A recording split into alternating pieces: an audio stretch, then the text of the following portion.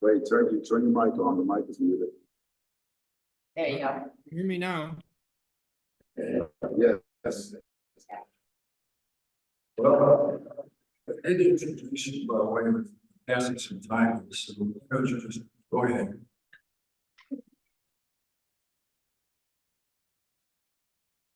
I couldn't make that out, Steve, but am I properly introduced? Yes. Well, sorry for the delay here. Let me just thank Steve and the other organizers and say how privileged I am to be following Bob and Brother Mickey and my friend Arthur Waskow. Now, I was not able to hear Rabbi Waskow, so I hope that even though there's a very big danger that we'll be saying the same things because we think the same way, that I will be saying something new and different, and I made an effort to do that. Now, picking up on Mickey, he had a couple of vignettes about Pope John the 23rd. I want to add two more because this is a pretty somber subject overall, given the situation we're in now. And I think we need every now and then to have a little laugh. When Pope John the 23rd was asked, he was sitting next to an interviewer on the bench in the Vatican Park there. He was asked, well, Pope, your eminence, or your whatever it is, your holiness, how many people work in here? And he turned to the interviewer and he said, well, about half of them.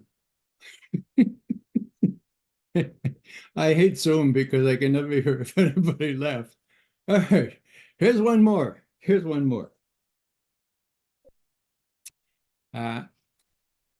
Brother Mickey talked a little bit about the rigidity of the pre-Vatican II church. You won't believe this, but I was alive then, and I remember it well. There was a seminarian studying at North Berkeley College in Rome, and he was all spit and polish and really, really obeying all the rules. And so he goes to an Italian restaurant shortly after he arrives to study there. And he says, now, it's Friday, no meat in the tomato sauce. Got that? And he says, oh, see. So serves the meal, and my friend says, there's meat in the tomato sauce. It's Friday. And the waiter said, sí. Católico, sí. Fanático, no.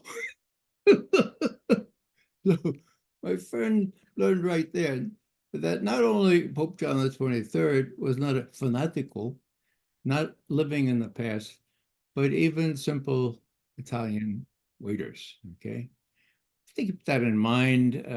And, you know, I have a lot to thank John the 23rd for, because he persuaded me to follow his instructions and not only open the windows, but open the doors and get out to meet people like Arthur Waskow and Bob. I haven't met Mickey yet, but I hope to someday soon. So it's an honor to be following them. And it also seems to me to be entirely right and just that we pay tribute to Michael Doyle, who was the longtime pastor of Sacred Heart Church, all right? And last time I was up there speaking, actually 9 years ago, he gave me this book. I hope you can see the title here. It's a terrible day, thanks be to God. It's a collection of his writings. It's wonderful. And in the introduction, he talks about what the terrible day is. He says, my grandfather, Pat Doyle, loved the land more than any man I ever met. His big hands held the plow, and his big horses stretched their strength until they were wet with sweat and with rain. He braved the weather with fierce determination and was the last one to leave the field. Unbuckling his team, he hung their dripping harnesses on the wall, wiped the wetness from his steaming face, and said, "It's a terrible day, thanks be to God." Nice inscription here from Michael Doyle. God be with you every day, and especially on a day that's terrible. We are on a terrible day. And I think that Michael Doyle would be the first to say, let's get real. I'm going to propose a moment of silence. And I will try to set the tone by reminding you all of the fact that 12,000 children have been killed in Gaza.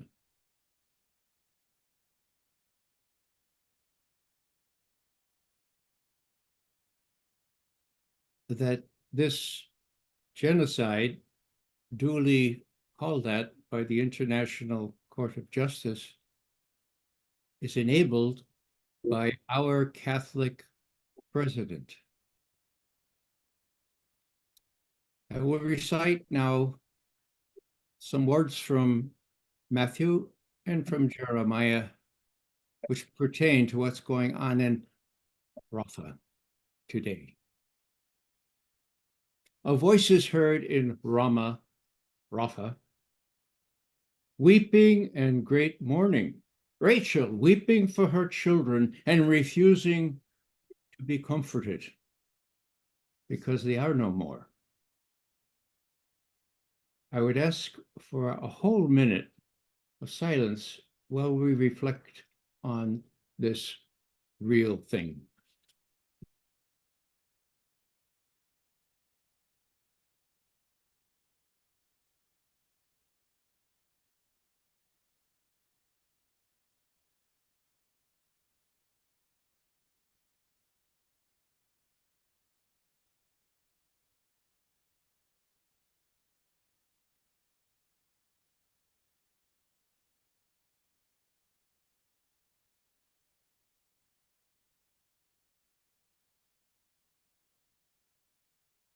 I have learned a lot from the Hebrew prophets and from more later day saints, the Jewish prophets like Rabbi Waskow. Here's Rabbi Heschel, who is very, very active in civil rights movement and other justice issues. He said, when evil happens, not all of us are guilty, but all of us are responsible. Indifference to evil is worse than evil itself.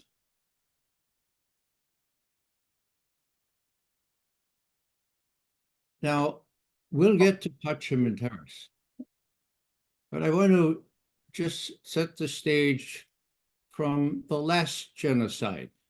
6 million Jews, they say, during the Third Reich. There was a similar silence. No one could find their voice. Albert Camus noticed this and complained bitterly. And so very progressive Dominicans invited him to address them at this monastery and tell them what he thought of the role of the church during World War II, during the genocide.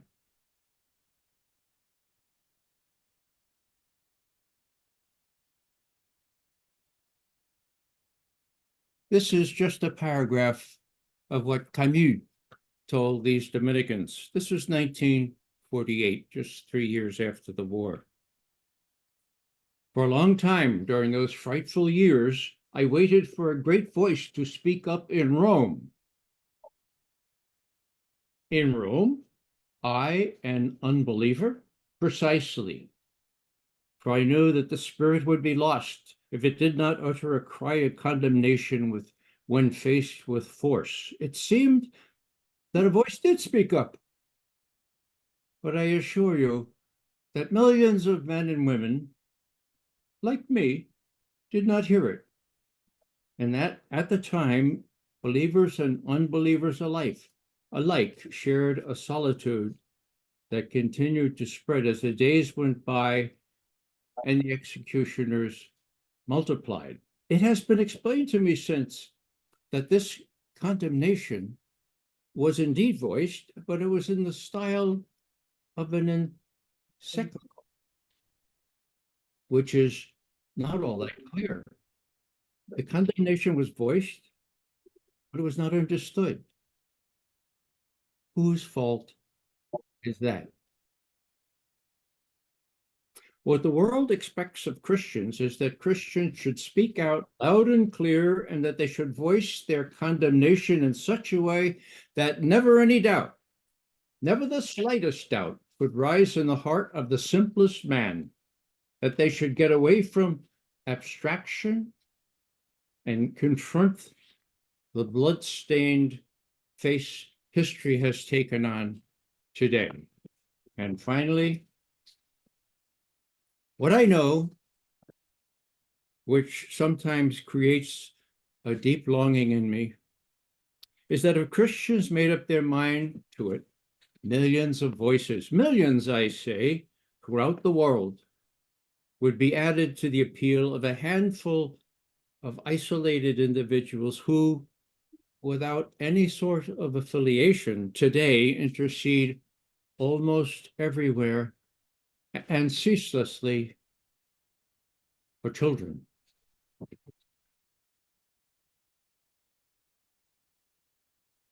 Now, there are encyclicals and there are encyclicals. There are some that are rhetoric because they are not propounded from the pulpit, as was the case with this encyclical from the Pope during World War II. But then there are good ones. There are ones that plant seeds in willing ears and willing minds like those of John F. Kennedy. I talk, of course, of Pacem in Terris, which is a breakthrough. Now, I would just like to remind people that Pacem in Terris was published on April 11th, 1963. I had been drawn down to Washington by John Kennedy well, after his inaugural address, where he said, "Don't ask what your country will do for you, ask what you will do for your country." Okay. For those younger, that didn't sound corny at the time. That was the real deal. There were lots of us came down to Washington at that time. As a matter of fact, I entered government service 3 days after the encyclical was pronounced. No, 3 days before, actually, April 8th.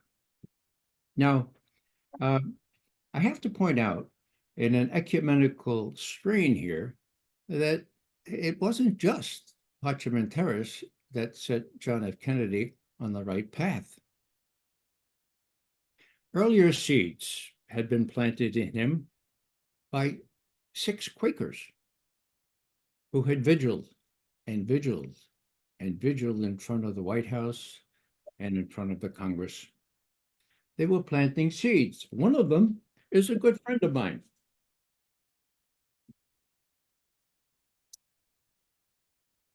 David Hartsoe is his name, and he was with these 6 on the morning of May 1st, 1962 now, okay? A year earlier. Now, they vigiled so long and hard that President Kennedy said, "Well, let them in. Let me hear what they have to say." Kennedy began, "Yeah, I've read some of your letters," and right off the bat, okay, despite what the Navy has told you, we're not going to name a nuclear submarine, a Polaris submarine after William Penn.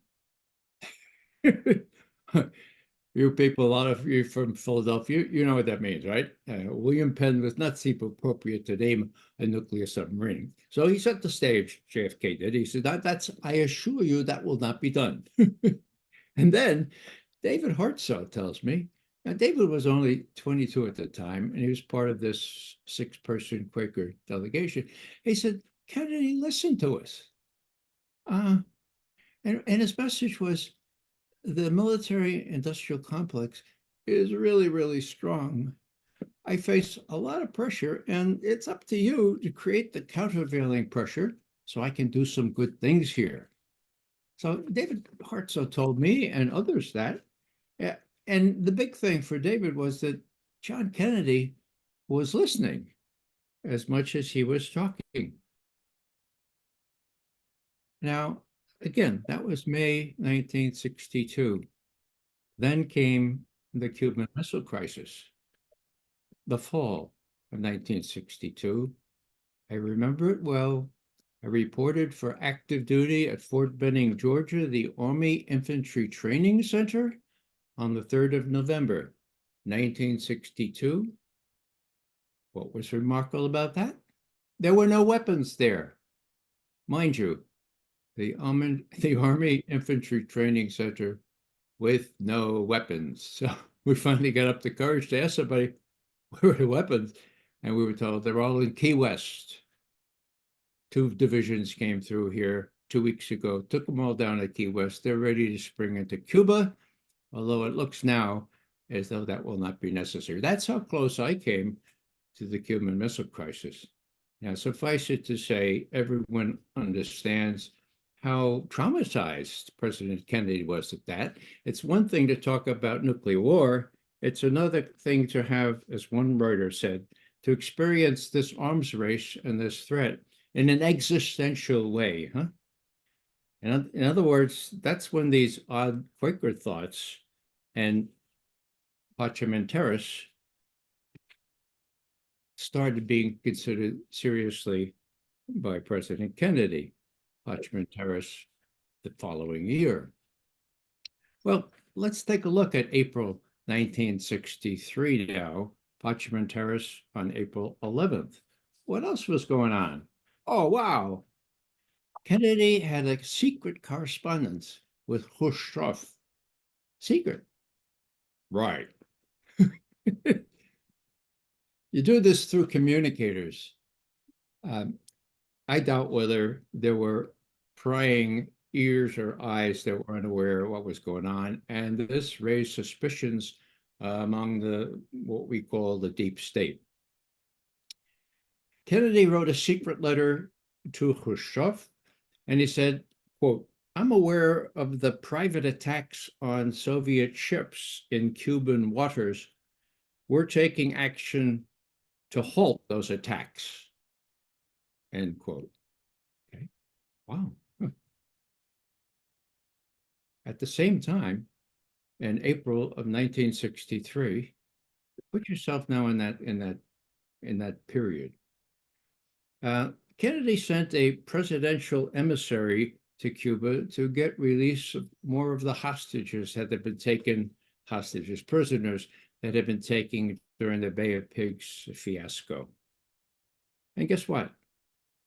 The CIA tried to use this unwitting negotiator by giving him a poisoned diving suit to present to Castro, to assassinate him, blame it on Kennedy, and put the kibosh on any improvement with those commies in Cuba.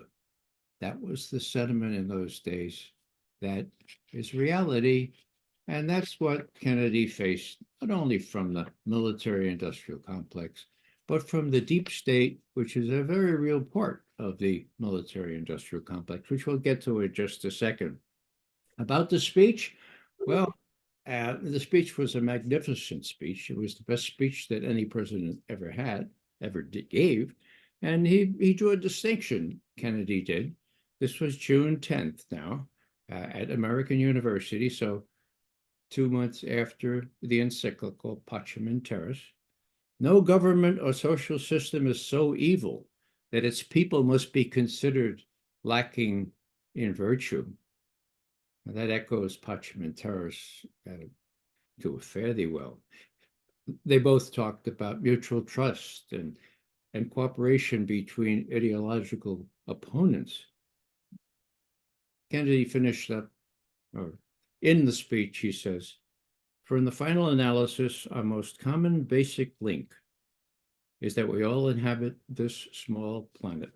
We all breathe the same air, we all cherish our children's future, and we are all mortal." So there you have the notion of interdependence so prevalent in Parchmenteris.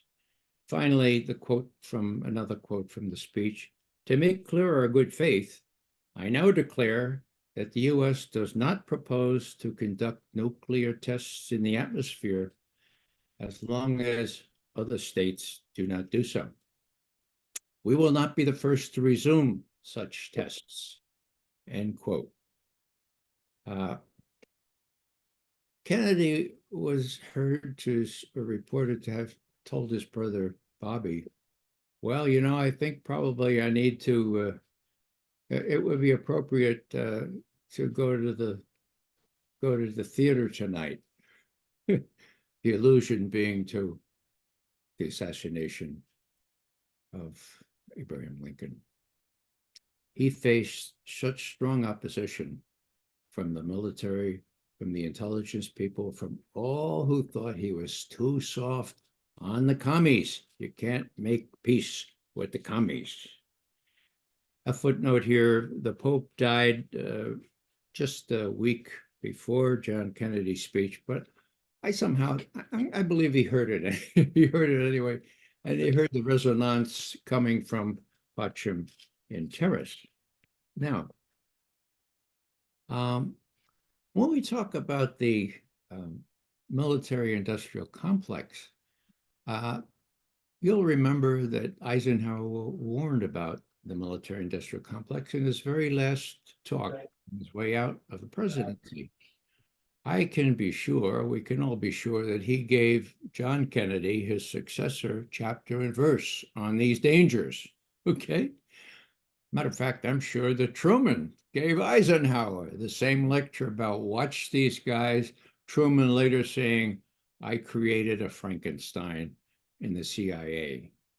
So let's just take a look at how perspicacious Pope Francis is coming to the U.S. Congress in, I think it was 2015, to a joint session, and he gave a major speech. And what did he say? Well, I was asked by a Catholic news service to appeal to the Pope based on what he said previously. And I would ask if that 1 minute plus clip, could that be played now, Ben?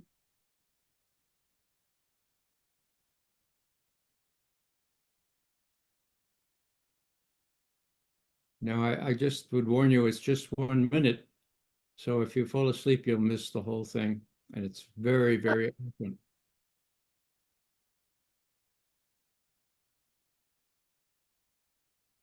Let me talk a little bit more. Ben, just show that whenever it's ready. What Eisenhower warned was, look, the military-industrial complex built up during World War II has become more powerful, whether the power is sought or unsought. And here it comes, the 1 minute video.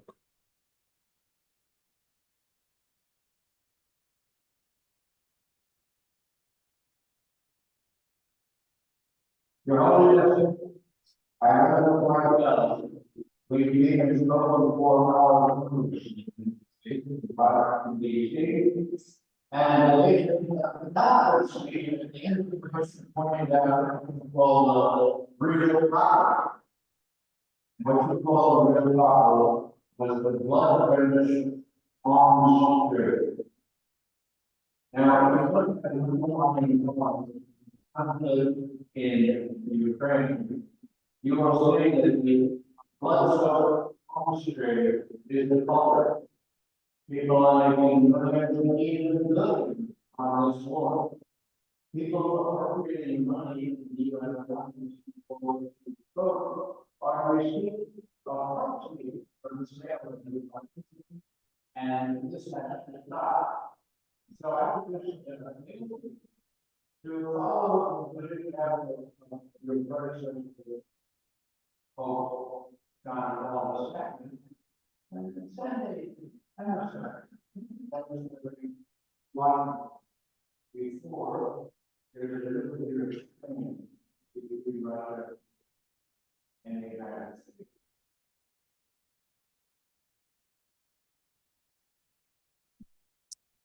Well, I hope that you all could hear that better than I could. You didn't miss an awful lot. What I tried to do is to appeal to Pope Francis to make good on what he said before the Congress. And what he said before the Congress was the main problem is the blood-drenched arms trade.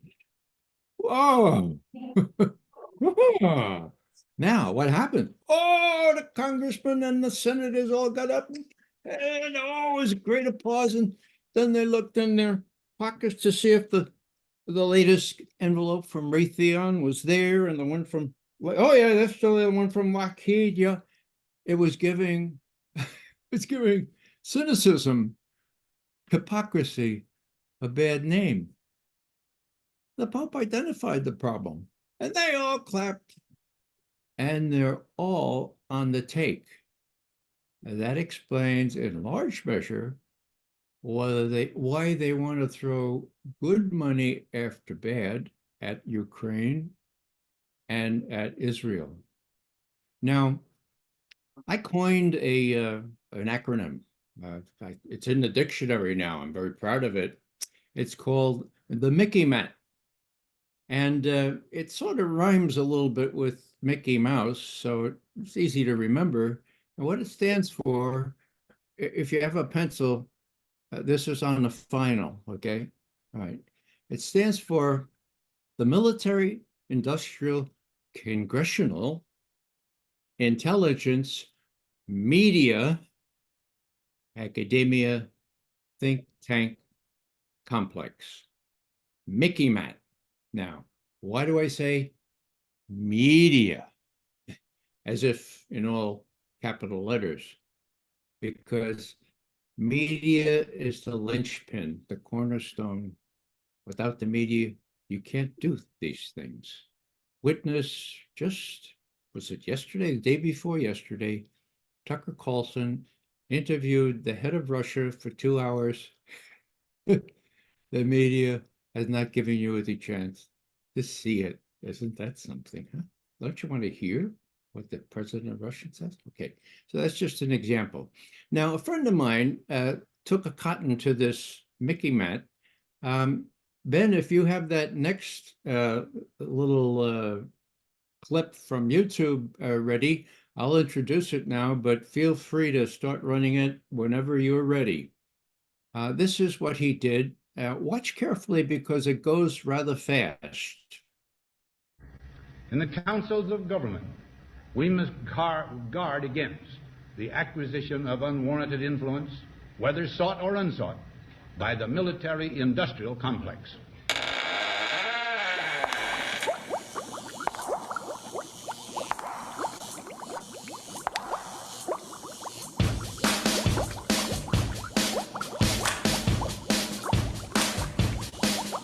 Ike was working in the White House late one night when his eyes beheld an eerie sight. The military complex began to rise, and suddenly, to his surprise, it did the monster Mick. The monster Mick. It was a graveyard trick. It did the Mick. Eyes